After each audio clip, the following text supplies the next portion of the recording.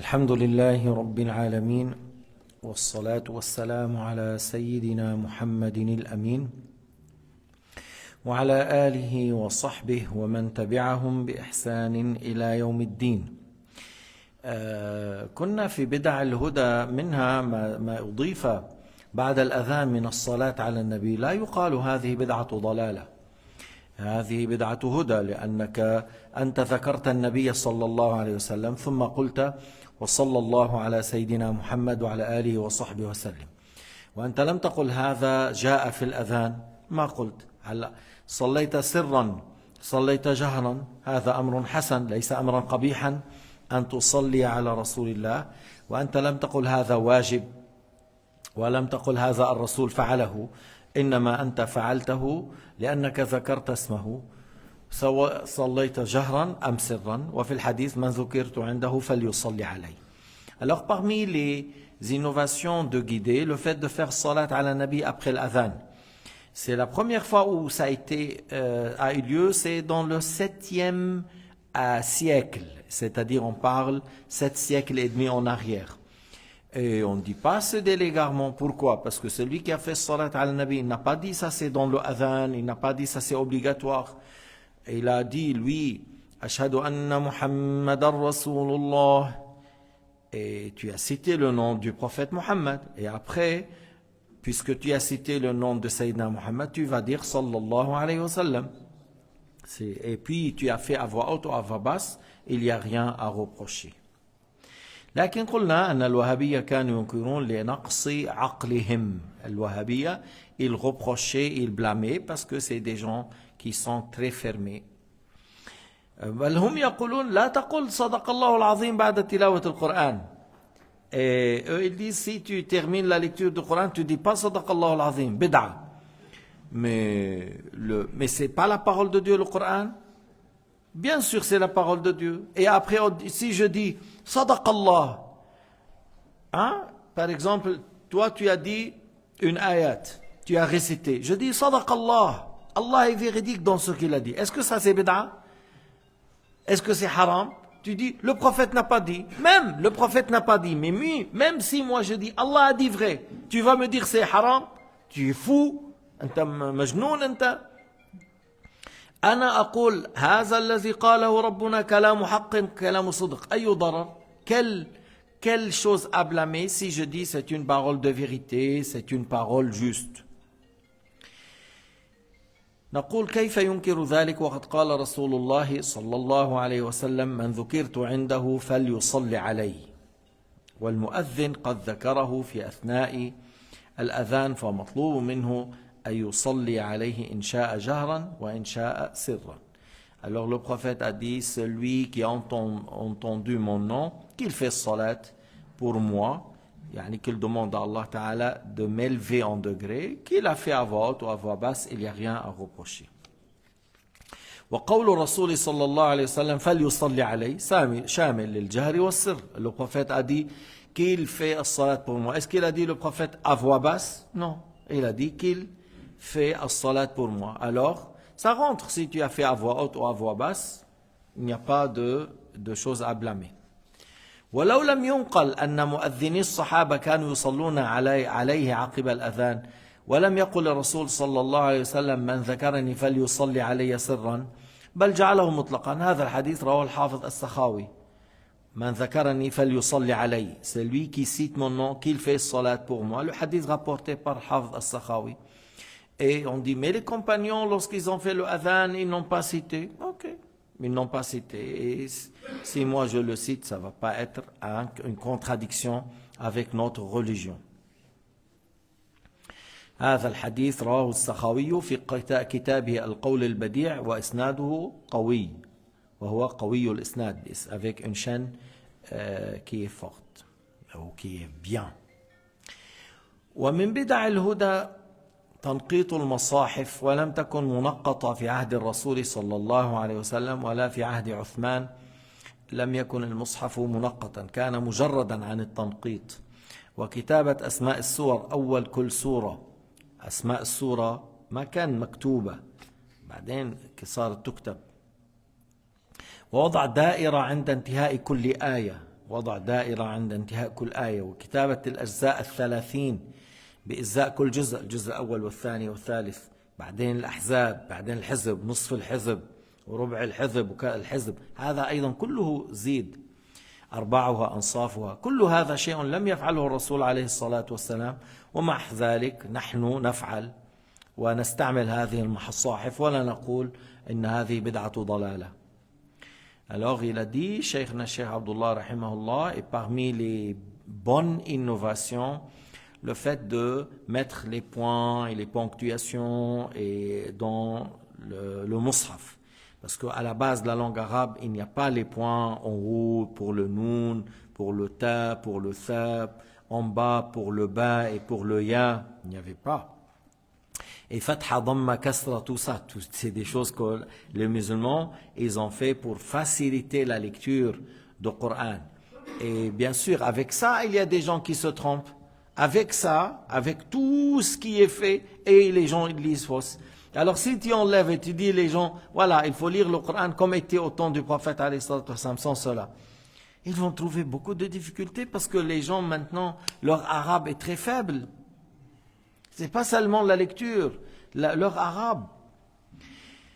Et puis, encore, ils ont ajouté les noms de chaque sourate. Sourate al-Baqarah, al-Imran, au début, ils écrivent. Avant, c'était pas écrit. Après chaque ayah, il y a un cercle, on fait un signe, c'est la fin de l'ayah. Encore, on a ajouté. Après, pour chaque juz, parce qu'il y a 30 juz, on dit juz awal, thani, thalith. Après, on dit l'ahzab, il y a 60 hizb. Après, tu dis la moitié de l'hizb. Après, tu dis le quart de hizb. Tout ça, thalathat arba' al-hizb. Tout ça, c'était ajouté. Et tous les musulmans lisent dans son mushaf et ils ne disent pas c'est bid'a de l'égarement, ça c'est mauvais. Non, c'est une chose magnifique, c'est une chose utile à faciliter la lecture.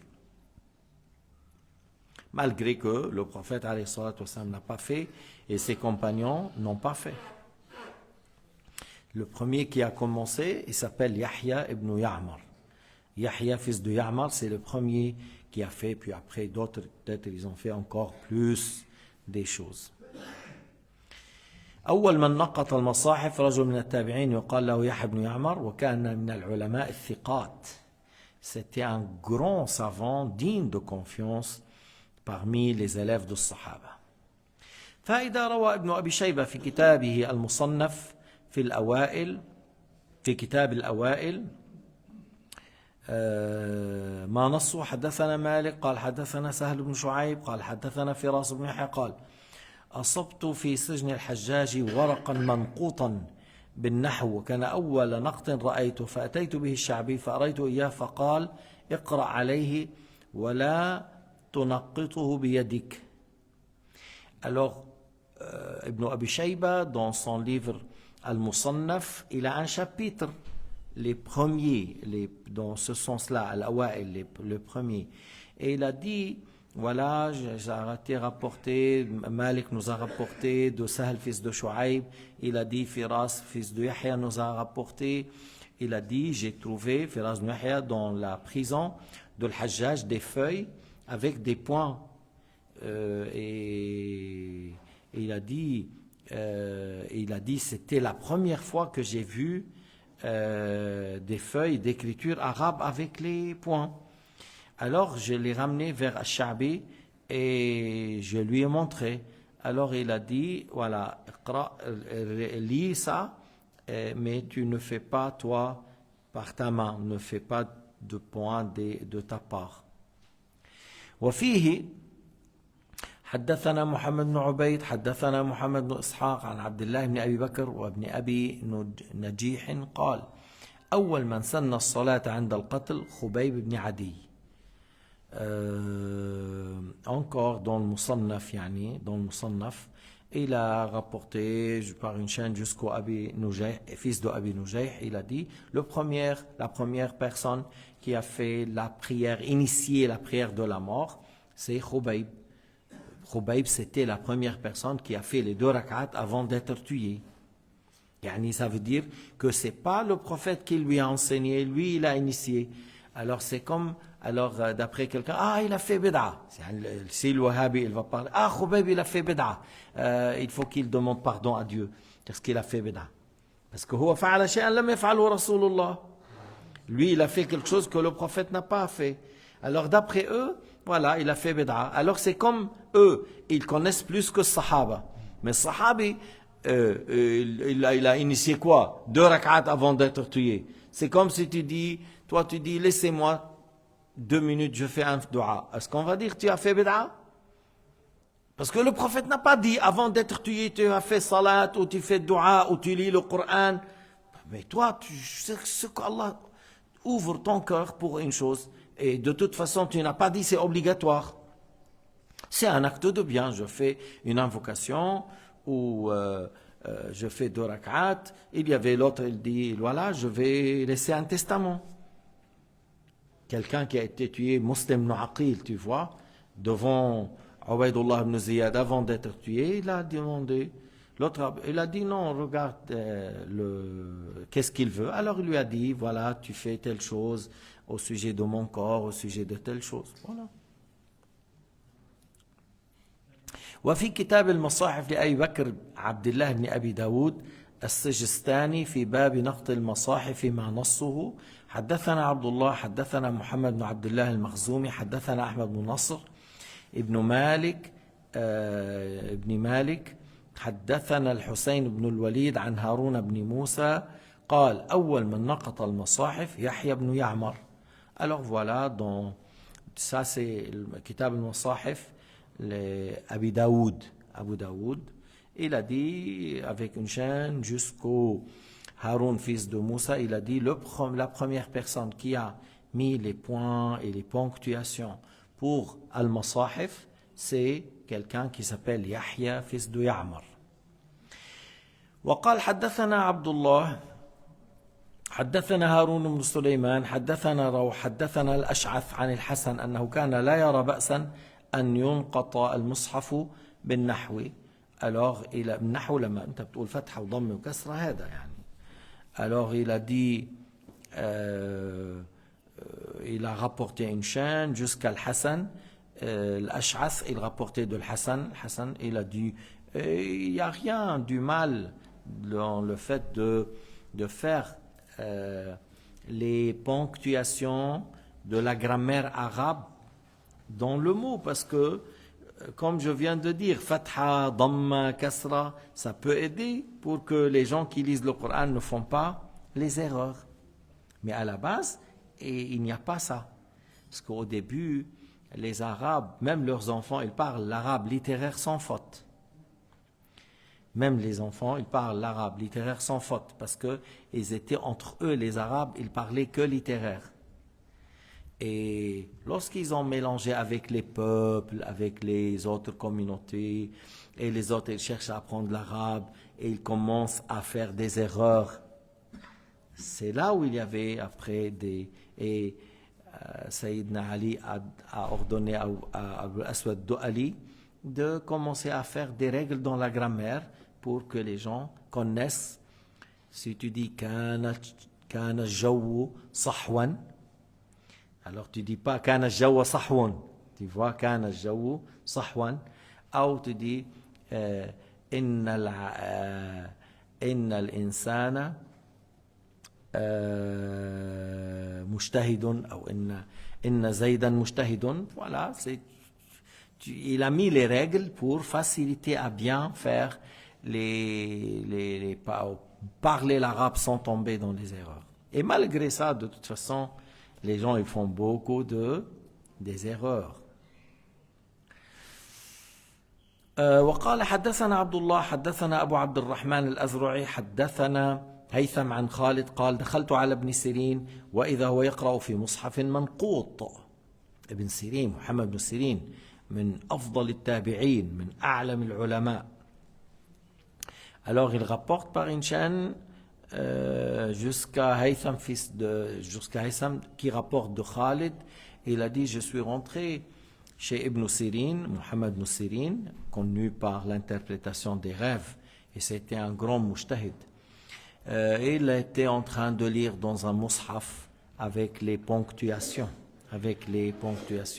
soit les grammaires ou le dhamma, fatha, les points. ثم إن عمل المولد الذي قال فيه بعض هؤلاء الوهابية قالوا إن الذبيحة التي تذبح لأطعام الناس في المولد أحرم من الخنزير.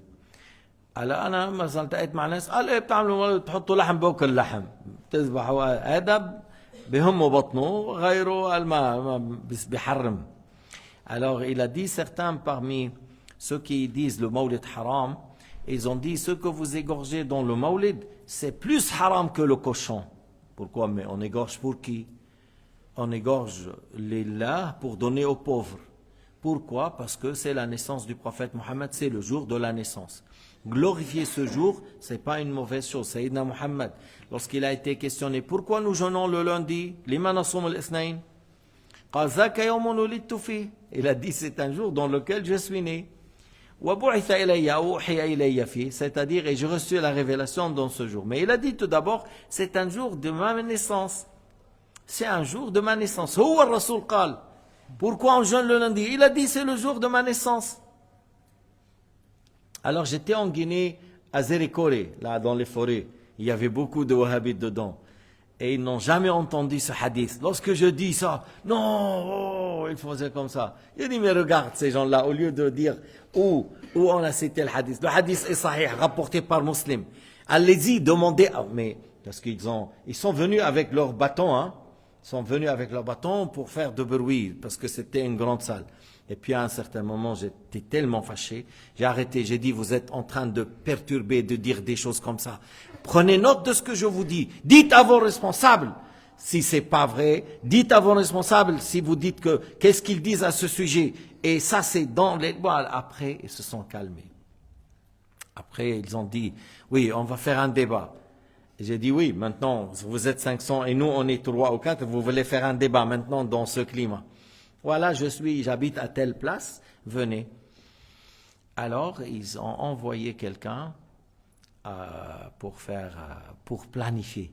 Et puis, il commençait à parler. Il voulait débattre maintenant. Et il a cité l'aya thumma stawa. Tu vois, on a dit où c'est l'aya? Et il restait 10-15 minutes. Nous, on sait que dans Surat al-Hadid, thumma stawa ala al-arsh, il ne trouvait pas. Puis,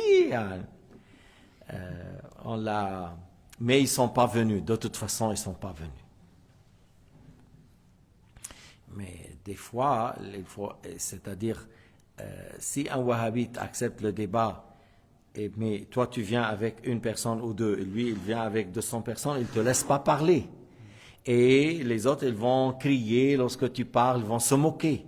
Tu vois, alors, il ne faut pas accepter une telle condition. Mais s'ils sont... Par exemple, 5, vous venez 5. Ou s'ils sont 2, vous venez 2. Et là, on fait un débat.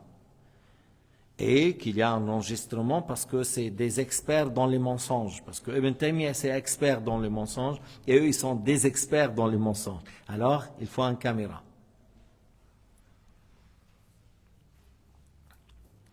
Alors, j'ai dit, ils ont dit, c'est haram, ce que vous égorgez dans le maulid, c'est plus haram que le cochon. Et je trouvais d'autres, ils disent, ouais, vous faites le maulid, vous égorgez la viande, vous mettez la viande, moi je mange la viande.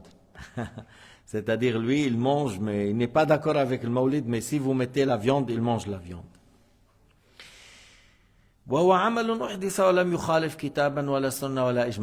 Faites célébrer le maulid, c'est un acte qui a été initié par les musulmans au temps de Malik al-Muzaffar, le premier, et ils disent il y avait un saint avant lui qui faisait, et que lui il a fait très grand, et les savants ont passé, ils n'ont pas reproché. Husn al-Maqsid fi amal al-Mawlid, il y a même des savants qui ont fait des livres à ce sujet. Ils n'ont pas critiqué, ils ont apprécié ce qu'il a fait, de montrer la joie dans la naissance du prophète Mohammed, alayhi salatu wassalam, parler de ses miracles, parler de ses comportements, de les signes, ce qui est apparu avant sa naissance, pendant la grossesse, à l'accouchement, lorsqu'il était enfant, pendant l'allaitement. C'est quelque chose qui... Tu parles de tout ça. À l'Ébir, il y a une fois, 100 des gens qui ont rentré dans l'islam. Nous, ici, en Suisse, à Lausanne, on a fait le maoulid dans plusieurs mois. Il y avait une 10 qui ont embrassé l'islam. Parce que tu es en train de parler du prophète Mohammed et beaucoup de gens ne connaissent pas l'histoire du prophète et qu'est-ce qui s'est apparu, qu'est-ce qu'ils ont dit, même les moines. Même les rabbins, et qu'est-ce qu'ils ont dit avant la naissance du prophète عليه الصلاة والسلام. بعض الأحيان في ناس ما بتعرف من هو النبي محمد عليه الصلاة والسلام مثل الدنمارك انه بالنسبة له أنابل وما أنابل وقتل comme celui qui a fait les caricatures de Danemark et puis voilà des caricatures pour se moquer. Mais ils n'ont pas su qui est cet homme. ماذا قال لأهل مكة اذهبوا أنتم الطلقاء. Les gens de la Mecque qui ont cherché à le tuer, ils ont tué certains parmi ses compagnons. Et lorsqu'il est venu avec la victoire, avec 10 000 soldats, il a dit, allez-y, vous êtes libres. Bon, il n'a pas pris vengeance. Il n'a pas massacré les gens. Mais ils sont là. Ils sont en train d'applaudir pour le criminel qui s'appelle Netanyahou. Il tue et les autres applaudissent. En Europe, voilà, en Amérique. Ils tuent, ils applaudissent. Pourquoi ils n'ont pas fait les caricatures au Danemark? Pourquoi Hebdo? Mais pourquoi ils n'ont pas fait le journal de la France contre ce criminel-là et contre ces gens-là? Mais toi, tu dis liberté. Et moi, on dit, voilà, bouge un petit peu. La raison, la liberté, bouge contre ces criminels qui sont experts comment tuer les enfants. Montrez-nous que vous êtes des gens libres. Vous n'avez pas peur. Lorsqu'il s'agit de l'islam, c'est la liberté. Lorsqu'il s'agit des criminels sionistes, c'est la Torah. Ils disent comme ça. Alors là, tu vois.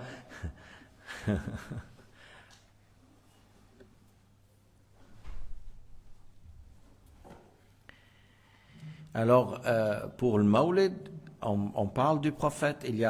Commençons par lecture du Coran. Citer l'histoire du prophète alayhi salatu wassalam, pendant l'accouchement, avant la naissance, l'allaitement. Après parler de son comportement, sa générosité, faire des poésies, louer Dieu, donner à manger. Quelle chose qui est interdit là? Quelle chose qui est mauvais ici? Rien. Rien. Alors on dit, il ne faut pas faire des universités. Pourquoi? Parce que les compagnons n'ont pas fait. Parce que les compagnons n'ont pas fait. Le Rasoul n'a pas fait. Alors, il faut fermer alors les universités à Najd, Qassim, tout ça, dans la région de l'Wahhabiyya, même à la Mecque, à Médine. Pourquoi il y a des universités fermées? Le prophète n'a pas fait des universités. Pourquoi vous avez fait des choses que le prophète n'a pas fait? Leur roi, il laisse ici, ils mettent un peu de saksouka là, et ils rasent ici. Ça, c'est bid'a. Mais j'aimerais bien quelqu'un qui dit, ça, ce qu'ils font nos rois, c'est bid'a, c'est mauvais, c'est haram. Et ils ne disent pas. Pourquoi tu ne dis pas? Ah non, j'ai peur. Ah là, tu as peur. Mais insulter les musulmans, tu n'as pas peur. Critiquer les musulmans, tu n'as pas peur. Mais si tu dis à ton roi, il ne faut pas faire ça, c'est pas une sunna, laisse la barbe complète. Ah non, ça, il me laisse moi parler, mais lui, il ne parle pas. Et le Janadriya, ils ont une fête qui s'appelle Janadriya. Ils ont une fête, le roi Abdelaziz, lorsqu'il a pris le pouvoir. Ah, vous célébrez le roi de Abdelaziz? Vous célébrez un jour de Janadriya avec la musique? Vous amenez maintenant les chanteuses de l'Amérique? Alors ça, c'est sunna ou bid'a? Ça, c'est bid'a. Ah oui, mais bid'a qui a beaucoup d'ampleur. C'est une bid'a appréciée chez vous. كيف هذا الأمر؟ المولد حرام تعملوا دعايات وكذا et de l'autre côté vous dites rien. Ya Allah. Alors pour le Mawlid, on a dit que le roi Al-Muzaffar a fait et certains pieux ont fait avant lui et les savants de l'islam ont apprécié, que ce soit Suyuti, que ce soit Ibn Duhya et d'autres, pas seulement ça, et d'autres. كان يذبح الآلاف من الغنم. Il égorgeait des milliers de moutons et il donnait aux gens. وهؤلاء الذين اعتادوا أن يقولوا فيما لا يعجبهم مما أحدثه المسلمون بدعة محرمة لأن الرسول لم يفعل ذلك. أين الدليل الشرعي على قولهم? Le fait de dire que c'est haram parce que le prophète n'en a pas fait. C'est quoi l'argument? Il y a beaucoup de choses que le prophète n'a pas fait et eux, ils font. Il y a beaucoup de choses que le prophète et les compagnons n'ont pas fait et eux, ils font. Le visa pour aller au Hajj et l'Umrah, c'est sunna ou bid'a? Le fait de mettre visa. Et si tu vas là-bas sans visa, tu reviens. J'ai acheté un billet à 1000 francs, reviens. Mais ça, c'est pas sunna, ça, c'est pas dans l'islam. Ça, c'est bid'a. Reviens. Mais pourquoi il ne parle pas? Ça, c'est bid'a haram. C'est pas un bid'a. Ça, c'est haram. Le fait de repousser les musulmans qui sont venus pour faire le hajj ou prier à la Mecque, le fait de le faire retourner en péché, c'est un grand péché. C'est pas un petit péché, c'est un grand péché. أنه ذنب صغير ذنب كبير تمنع الناس أن تأتي لتصلي في المسجد الحرام ذنب كبير بس كل مكة هي المكة لكل المسلمين مش لا آل بطيخ وآل بيتنجان la Mecque, la Kaaba, c'est pour toute la communauté musulmane. C'est pas pour telle famille ou telle famille. Si tu m'en prives d'aller là-bas, c'est comme tu m'as privé de rentrer dans ma maison. Si tu me prives de rentrer dans ma maison, c'est un grand péché. Tu me prives d'aller là-bas, c'est un grand péché. Mais moi, j'aimerais ceux qui se disent le mufti, pourquoi il ne parle pas? Le diable muet là de l'Arabie Saoudite là, Shaitan al-Akhras. Oui, il est aveugle, mais encore muet à ce sujet-là. Pourquoi tu ne dis pas ça c'est haram? On n'a pas le droit de le faire. Ah, ils ont peur que leur tête tombe par terre. Ah, là vous avez peur pour leur tête. Vous avez peur que votre tête tombe par terre. على كل نسأل الله العفو والعافية وحسن الختام والحمد لله رب العالمين وصلى الله على سيدنا محمد وعلى آله وصحبه وسلم